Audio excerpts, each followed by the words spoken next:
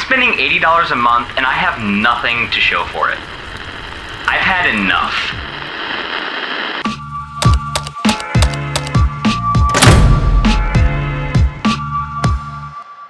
So like most people, I started subscribing to all these platforms because my favorite shows were getting fragmented across like 3 or 4 different streaming services. And the party has started at Arrowhead Stadium. Announced this morning, the WWE is coming to ESPN.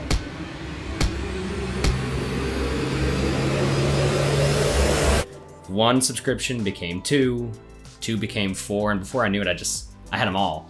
And so, as price hikes kept happening, I started to realize that I was just paying more for access to shit I never even wanted to watch in the first place. And that's when I kind of realized that this relationship wasn't serving me anymore. So, as I continued to get more intentional with my finances, I realized I wasn't paying for entertainment anymore. I was paying for permission, right? Permission that could be taken away at any time. I mean, Netflix alone here in July of 2026, they're removing 32 movies and 2 TV shows from their library, leaving people like me, the normal consumer, scrambling to find another platform that'll be showing these things. So if I was gonna be spending money on anything, I'd rather be spending it on something I can actually keep. And so I started my journey of buying physical media. I went online and I bought a 4K UHD Blu-ray player, and I went through Amazon and added like 5 or 6 of my favorite movies to my cart, and that journey began. And I realized that I loved it. As those movies came in, I started to hunt for more. Seeing my favorite titles in a tangible form, bringing them home, putting them on my shelf for display, it brought like an entirely new element of ownership to my life. It made watching my content intentional again. So no longer were the days of like choice paralysis, fragmentation, or price hikes.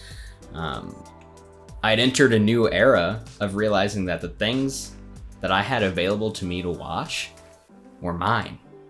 And it was worth every penny, because it was no longer an algorithm telling me what I needed to watch. It was me. But this new ownership journey brought a couple of new issues along with it.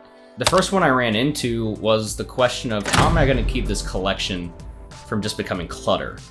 And the next one I ran into was just like an overall lack of convenience, you know, having to take the disc out, put it in the Blu-ray player, and if I'm watching a TV show in particular, having to do that multiple times a season, it gets old quick. So how was I going to go about both owning my own media, but also continuing to have the convenience that streaming provided me? So those 2 questions led me down a completely unexpected rabbit hole. First, I had to figure out how to make my collection worth owning. And then I had to build my own streaming service.